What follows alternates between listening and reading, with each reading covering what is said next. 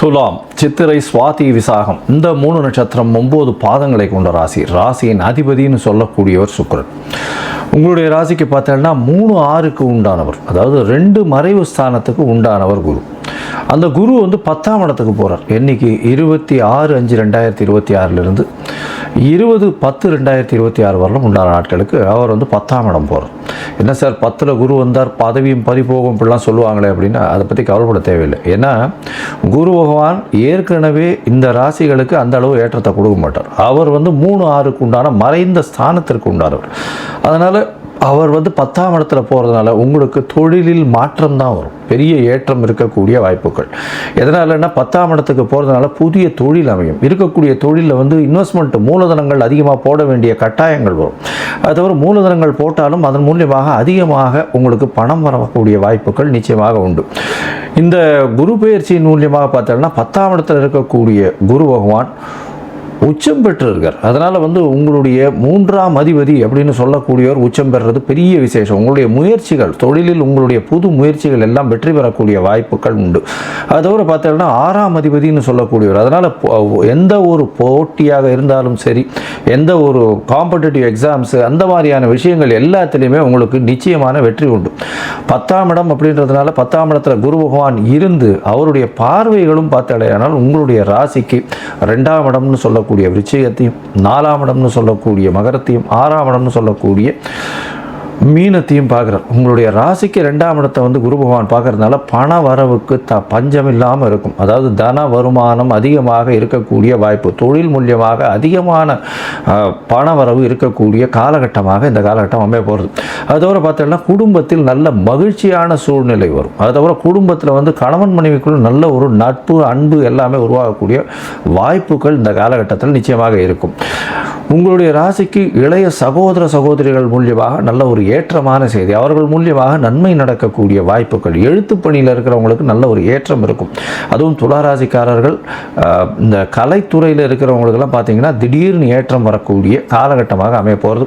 எழுத்துத்துறையில் இருக்கிறவங்க, கவிஞர்கள், கட்டுரை எழுதுபவர்கள், இவங்களுக்கெல்லாம் திடீர் மாற்றங்கள் வரும். அது தவிர இந்த டைரக்டர்ஸ், ப்ரொஃபஸர்ஸ், டீச்சிங் அந்த ரேஞ்சில் இருக்கிறவங்களுக்கெல்லாம் நல்ல ஒரு ஏற்றம் கிடைக்கக்கூடிய வாய்ப்புகள் இருக்கும். அதுவும் வந்து ஃபிலிம் டைரக்டர்ஸு, அதை தவிர வந்து மியூசிஷியன்ஸு, இவங்களுக்கெல்லாம் நல்ல ஒரு ஏற்றம் இருக்கக்கூடிய காலகட்டமாக அமைய போகிறது. உங்களுடைய ராசிக்கு பார்த்தீங்கன்னா 4ஆம் இடத்தை குரு பகவான் பார்க்குறார். இதன் மூலியமாக தாயின் உடல்நிலையில் நல்ல ஒரு ஏற்றம் இருக்கக்கூடிய காலகட்டம். அதை தவிர உங்களுடைய ராசிக்கு 4ஆம் இடத்தை பார்க்கறதுனால புதிய வீடு, மனை இந்த மாதிரியான விஷயங்கள் வாங்கக்கூடிய வாய்ப்புகளும் இந்த காலகட்டத்தில் வருது. படிக்கக்கூடிய மாணவர்களுக்கு நல்ல ஒரு ஏற்றம் கிடைக்கக்கூடிய காலகட்டமாக அமைய போகிறது. உங்களுடைய ராசிக்கு 6ஆம் இடத்தையும் குரு பகவான் பார்க்குறார். 6ஆம் இடம் அப்படின்னு சொல்லக்கூடியது ருண ரோக சத்ருஸ்தானம்னு சொல்கிறோம். அந்த இடத்துல ஏற்கனவே சனி பகவான் இருக்கிறதுனால கண்டிப்பாக உங்களுக்கு எல்லா விதமான போட்டிகளிலும் வெற்றி வரும். அதை தவிர குருவின் பார்வை இருக்கிறதுனாலையும் குரு தன்னோட வீட்டையே பார்க்கறதுனால உங்களுக்கு எல்லா விதமான வெற்றிகள் நிச்சயமாக கிடைக்கும்.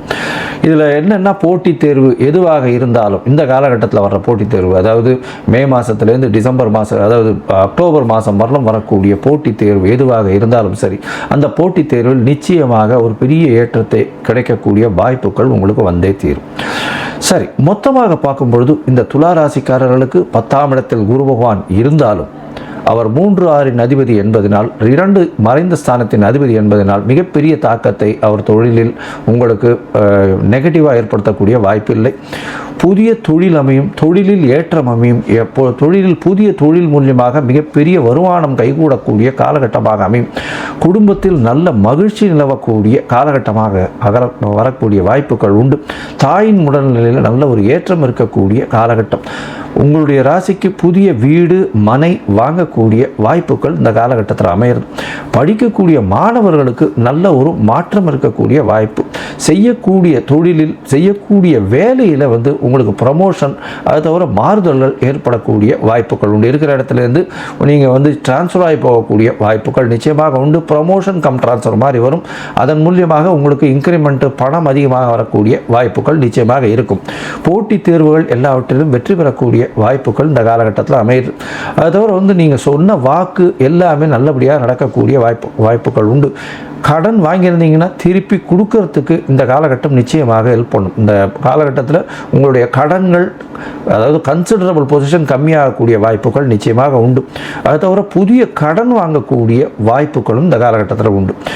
இந்த துளாராசிக்காரர்களுக்கு ஒருவேளை உங்களுடைய தசாபுக்தி அந்தரம் சூக்ஷ்மம் அந்த அளவுக்கு விசேஷத்தை கொடுக்கல அப்படின்னா அருகில் இருக்கக்கூடிய கோவிலுக்கு போங்க. உங்களால் முடிஞ்சது ஒரு வேஷ்டி இல்லை ஒரு உத்திரியம் வாங்கி அங்கே இருக்கிற அர்ச்சகருக்கு கொடுங்க. ஏன்னா குருவுக்கு எந்த ஒரு சம்பாவனை பண்ணாலும் நிச்சயமாக அது குரு பகவானுக்கு செய்வதாகவே அர்த்தமாகப்படும். அது தவிர உங்களுடைய குல வழக்கப்படி இருக்கக்கூடிய குருமார்களை போய் சேவிச்சுட்டு வாங்கும்.